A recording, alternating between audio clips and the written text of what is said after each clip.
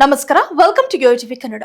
ರಾಜ್ಯಾದ್ಯಂತ ಭಾರಿ ಸದ್ದು ಮಾಡಿದ್ದ ಹಾಗೂ ವಿರೋಧ ಪಕ್ಷಗಳಿಗೂ ಆಹಾರವಾಗಿದ್ದ ಮೂಡ ಹಗರಣ ಪ್ರಕರಣಕ್ಕೆ ದೊಡ್ಡ ಟ್ವಿಸ್ಟ್ ಸಿಕ್ಕಿದೆ.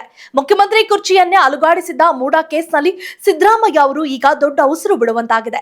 ಈ ಮೂಲಕ ಸಿದ್ದರಾಮಯ್ಯ ಸೇರಿದಂತೆ ಸಿದ್ದರಾಮಯ್ಯ ಪತ್ನಿ ಪಾರ್ವತಿ, ಮಲ್ಲಿಕಾರ್ಜುನ ಸ್ವಾಮಿ ಹಾಗೂ ದೇವರಾಜುಗೆ ಬಿಗ್ ರಿಲೀಫ್ ಸಿಕ್ಕಿದೆ ಎನ್ನಬಹುದು. ಮೈಸೂರು ನಗರಾಭಿವೃದ್ಧಿ ಪ್ರಾಧಿಕಾರದ ನಿವೇಶನ ಹಂಚಿಕೆ ವಿಚಾರದಲ್ಲಿ ಭಾರಿ ಅಕ್ರಮ ನಡೆದಿದೆ ಎಂದು ಆರೋಪಿಸಿದ್ದ ಸ್ನೇಹಮಯಿ ಕೃಷ್ಣಗೆ ಈಗ ನೋಟಿಸ್ ಬಂದಿದ್ದು ಶಾಕಿಂಗ್ ಆಗಿದೆ. ಹೌದು, ಜನಪ್ರತಿನಿಧಿಗಳ ವಿಶೇಷ ನ್ಯಾಯಾಲಯ ಮೂಡ ಹಗರಣವನ್ನ ಲೋಕಾಯುಕ್ತ ತನಿಖೆಗೆ ನೀಡಿತು. ಸಿಎಂ ಸಿದ್ದರಾಮಯ್ಯ A1, ಸಿದ್ದರಾಮಯ್ಯ ಅವರ ಪತ್ನಿ ಪಾರ್ವತಿ A2 ಆರೋಪಿಯಾಗಿದ್ರು.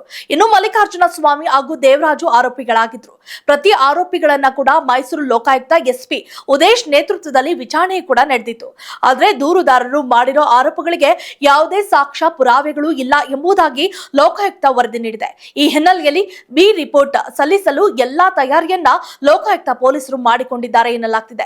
ಲೋಕಾಯುಕ್ತ SP ಉದೇಶ್ ಅವರು ಸ್ನೇಹಮಯಿ ಕೃಷ್ಣ ಅವರಿಗೆ ನೋಟಿಸ್ ನೀಡಿದ್ದು, ಇದರಲ್ಲಿ ನೀವು ನೀಡಿದ ದೂರಿನ ಸಂಬಂಧ A1 ಆರೋಪಿಯಿಂದ A4 ಆರೋಪಿಯವರೆಗೆ ವಿಚಾರಣೆ ನಡೆಸಲಾಗಿದೆ.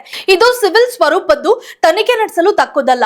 ಕಾನೂನಿನ ತಪ್ಪು ತಿಳುವಳಿಕೆಯಿಂದ ಕೂಡಿದೆ. ಅಲ್ಲದೆ ದೂರಿನಲ್ಲಿ ವಜಾ ಮಾಡಿದ ಪ್ರಕರಣಗಳು ಸಹ ಇದೆ. ಸಾಕಷ್ಟು ಸಾಕ್ಷ್ಯಾಧಾರಗಳ ಕೊರತೆ ಇದೆ ಎಂದು ನೋಟಿಸ್ ನಲ್ಲಿ ತಿಳಿಸಲಾಗಿದೆ.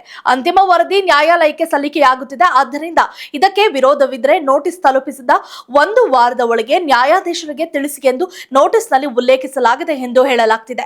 ಈ ಮೂಲಕ ರಾಜಕೀಯದಲ್ಲಿ ತೀವ್ರ ಬಿರುಗಾಳಿಗೆ ಎಬ್ಬಿಸಿದ ಮೈಸೂರು ನಗರಾಭಿವೃದ್ಧಿ ಪ್ರಾಧಿಕಾರದ ನಿವೇಶನ ಹಂಚಿಕೆ ಹಗರಣದಲ್ಲಿ ಮುಖ್ಯಮಂತ್ರಿ ಸಿದ್ದರಾಮಯ್ಯ, ಅವರ ಪತ್ನಿ ಪಾರ್ವತಿ ಮತ್ತು ಇತರರ ವಿರುದ್ಧ ತನಿಖೆ ಪೂರ್ಣಗೊಳಿಸಿರುವ ಲೋಕಾಯುಕ್ತ ಪೊಲೀಸರು ನ್ಯಾಯಾಲಯಕ್ಕೆ ಬಿ ರಿಪೋರ್ಟ್ ಸಲ್ಲಿಸಲು ಸಿದ್ಧತೆ ನಡೆಸಿದ್ದಾರೆ ಎನ್ನಬಹುದು.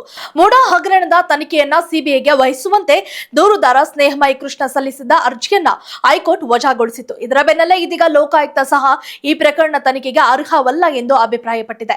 ಹೀಗಾಗಿ ಸಿದ್ದರಾಮಯ್ಯ ಹಾಗೂ ಅವರ ಪತ್ನಿ ಪಾರ್ವತಿ ಸೇರಿದಂತೆ ಉಳಿದ ಇಬ್ಬರಿಗೂ ರಿಲೀಫ್ ಸಿಕ್ಕಂತಾಗಿದೆ. ಅದರಲ್ಲೂ ಮುಖ್ಯವಾಗಿ ಚುನಾವಣೆ ರಾಜಕೀಯ ಕೊನೆಯ ಹಂತದಲ್ಲಿ ಇರುವಾಗಲೇ ಈ ಮೂಡ ಹಗರಣ ಮೈಮೇಲೆ ಬಿದ್ದಿದ್ರಿಂದ Siddaramaiah ಆತಂಕಗೊಂಡಿದ್ರು.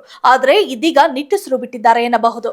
If you like this video, ಬೇಗ ಲೈಕ್ ಮಾಡಿ, ಕಾಮೆಂಟ್ ಮಾಡಿ, ಶೇರ್ ಮಾಡಿ ಹಾಗೂ ಯೋಯೋ ಟಿವಿ ಕನ್ನಡವನ್ನು ಸಬ್ಸ್ಕ್ರೈಬ್ ಮಾಡಿ.